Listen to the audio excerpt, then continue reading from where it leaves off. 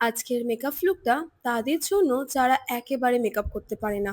মানে আজকে একটু আনপ্রফেশনাল লুক ক্রিয়েট করব, যেটা খুব সহজেই তোমরা যে কেউ বাড়িতে অ্যাপ্লাই করতে পারবে। তো ফার্স্টেই আমি অ্যাপ্লাই করে নিয়েছিলাম একটা ভালো প্রাইমার, যেটা বেসটাকে অনেকক্ষণ স্টে করাতে হেল্প করবে।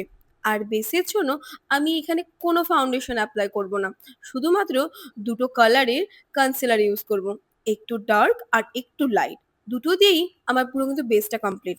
এর থেকে বেশি কিচ্ছু লাগবে না। আর যে ব্লাশটা আমি অ্যাপ্লাই করব, ওই ব্লাশটা যেটা ব্রাশে লেগে থাকবে, ওটা দিয়েই কিন্তু আমি নোজ আর আইটাও করে নেব।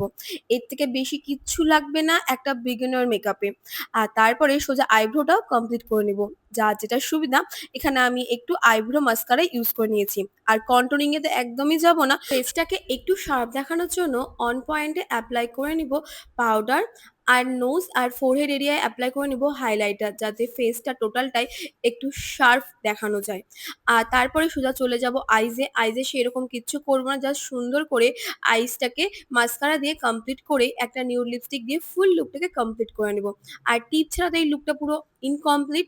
আর খুব কাছ থেকে আমি দেখাচ্ছি আমার ফুল বেস। যারা মেকআপ করতে একদম জানে না তাদের জন্য এটা কিন্তু ভীষণ ইজি। আর কেমন লাগলো তোমরা প্লিজ জানিও।